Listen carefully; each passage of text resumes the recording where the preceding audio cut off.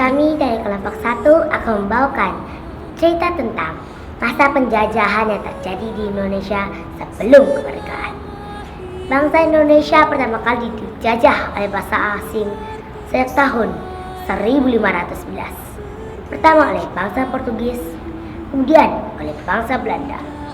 Sejak saat itu banyak sekali pertempuran di berbagai daerah seperti Perang Diponegoro di Jawa dan Perang Pattimura di Ambon.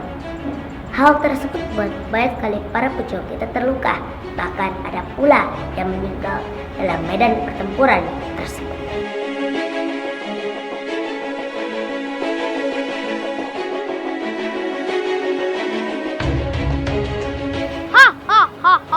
Mereka tidak tahu siapa kita.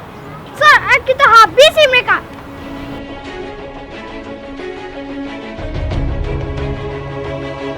Mari teman-teman, kita tidak perlu takut. Ya, sampai titik darah terakhir. Ya, ini adalah tanah kita. Kita harus mempertahankannya. Ya! Maju pantang mundur!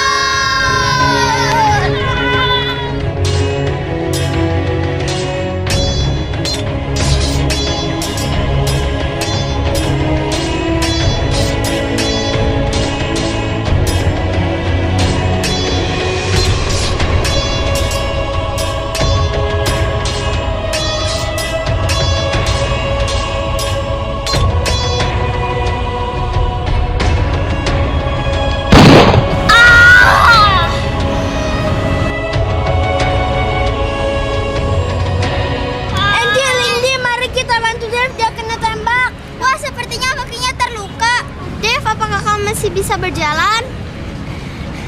Kurasa aku tidak bisa berjalan.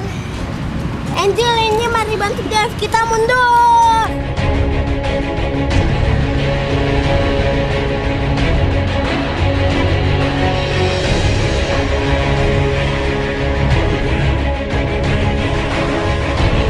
Pertempuran demi pertempuran terus terjadi di berbagai daerah.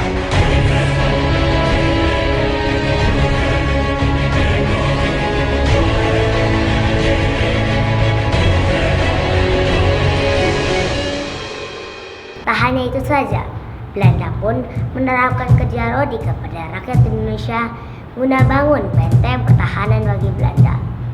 Bagi siapa yang tidak mau bekerja ataupun ketahuan malas-malasan, maka mereka akan disiksa. Mereka diharuskan bekerja siang dan malam dengan makanan yang terbatas. Maka itu banyak sekali rakyat Indonesia yang kelaparan, jatuh sakit, bahkan ada pula yang meninggal dalam kerja rodi tersebut.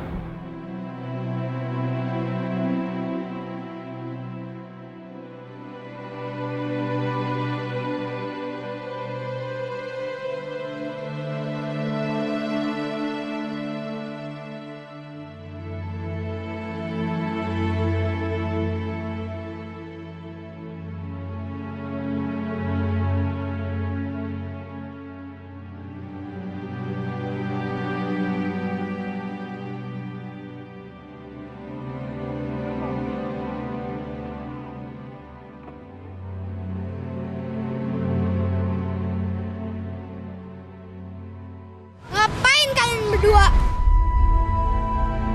Kalian pikir kok saya tidak tahu kok kalian bermalas-malasan? Tidak, Menir, tadi teman saya terjatuh dan saya membantunya.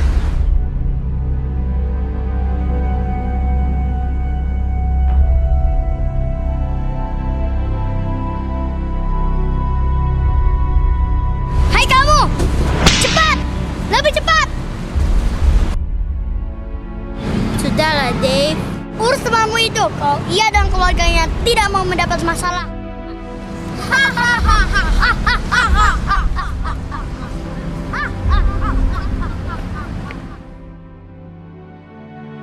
Begitulah semakin lama Belanda semakin merajalela di Indonesia. Kekuatan senjatanya tidak bisa kita tandingi.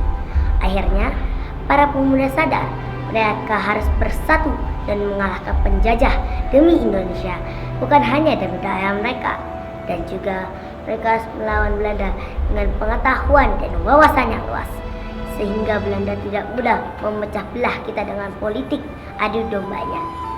Salah satu pencetus penggerakan organisasi yang pertama adalah Budi Utomo. Kemudian diikuti oleh berbagai organisasi daerah seperti Tri Korodarmo yang namanya diganti menjadi Jong Java. Kemudian ada pula Jong Ambon, Jong Celebes, dan lain-lain. Namun, organisasi ini hanya bersifat kedaerahan. Akhirnya, para pemuda memutuskan untuk diadakanlah Kongres Pemuda pertama yang dihadiri oleh berbagai organisasi daerah dan yang bertujuan untuk menyatukan organisasi daerah yang ada dan tujuannya berhasil. Kemudian dilanjutkan dengan Kongres Pemuda kedua yang dihadiri oleh Jong Java, Jong Sumatera Barat, Jong Ambat, Jong Celebes, Jong Batak, dan Jong Islamabad. Sebelum kita menutup kongres kali ini, apakah kita sudah sepakat dengan keputusan tadi? Setuju! Mari kita bacakan ikrar Sumpah Pemuda. 1, 2, 3, mulai! Sumpah Pemuda.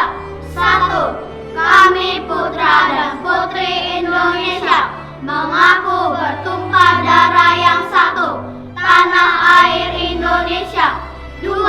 Kami putra dan putri Indonesia mengaku berbangsa yang satu, bangsa Indonesia. 3. Kami putra dan putri Indonesia menjunjung bahasa persatuan, bahasa Indonesia. Demikianlah akhir Kongres Pemuda kedua dilaksanakan. Perjuangan mereka tidak berhenti sampai di sini. Namun satu hal, mereka tidak akan lagi melawan Belanda secara kedaerahan, tetapi secara nasional, karena mereka sadar mereka adalah satu bangsa. Sehingga saat itu Belanda kesulitan mengadu domba bangsa kita dan lebih sulit berperang dengan kita, karena rakyat Indonesia mempunyai semboyan. Bersatu kita teguh, bercerai kita runtuh.